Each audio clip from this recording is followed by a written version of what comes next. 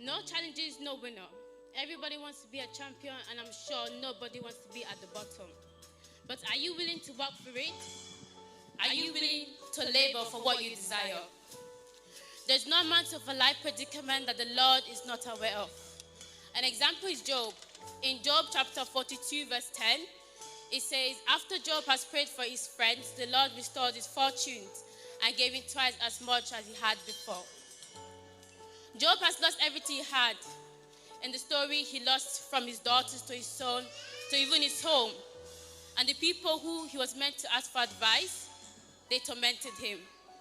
That's a challenge for him. But God was aware and paid him double fold. In the story, even Satan asked for permission to tempt Job. And God allowed it because he knew Job, his son, would make him proud. And for his obedience and faith,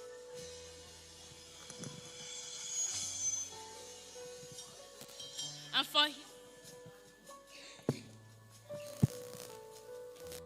his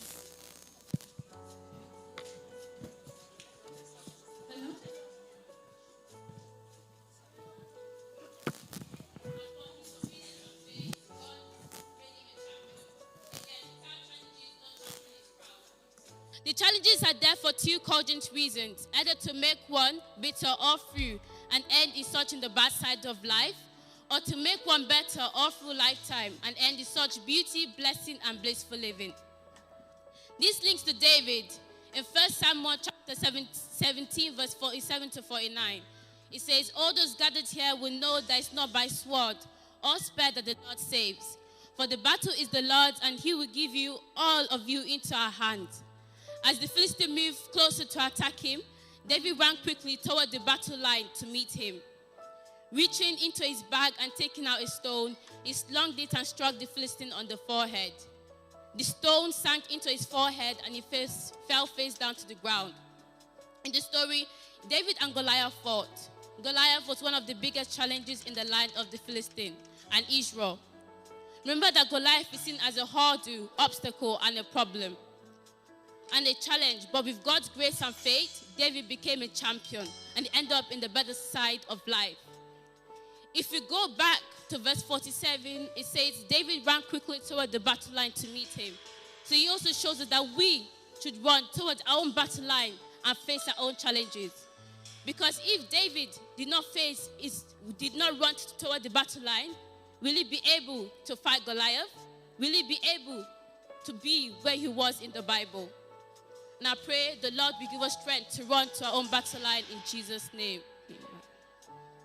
This shows us the bigger the problem, the greater the glory.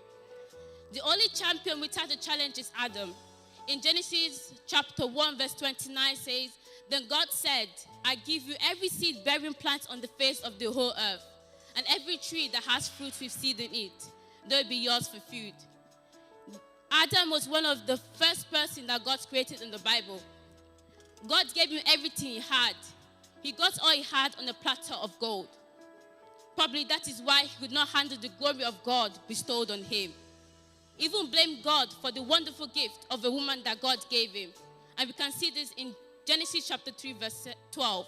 It says, the man said, the woman you gave to be with me, she gave me the fruit of the tree and I ate it.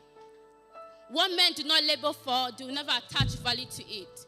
When men do not know the value of what they have, misuse are therefore inevitable. Most importantly, until they lose it, they will never know its value. What has no value does not worth any word of protection. An example is a lottery. For example, you could have won the lottery of £100,000. And unexpectedly, with the money, you could have misused the money because you don't know the value of what the money is.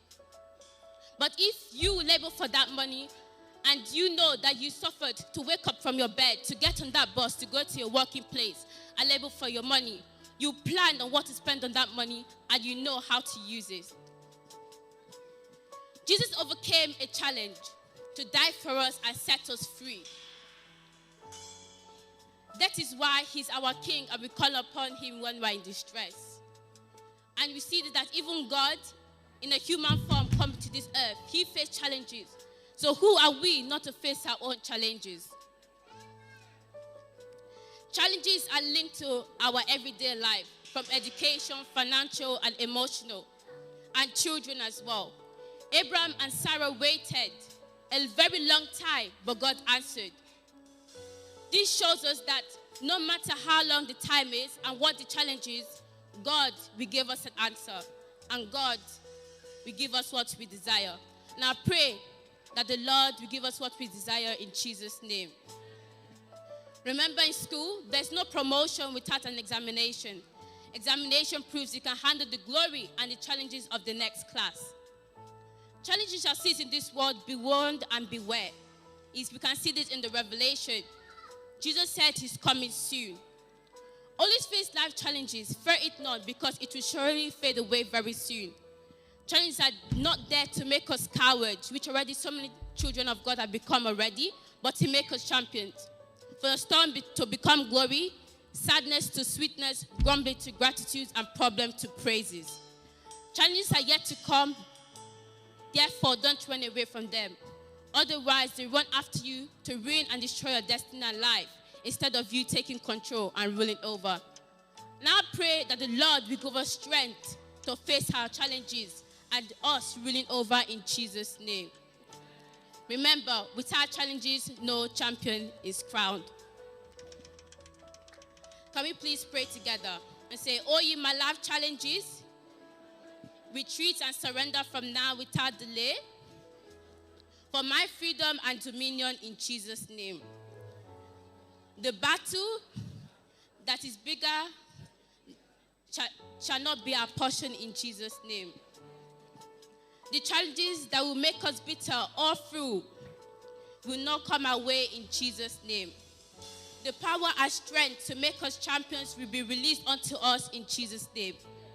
We become a winner in all our challenges in our life in Jesus' name.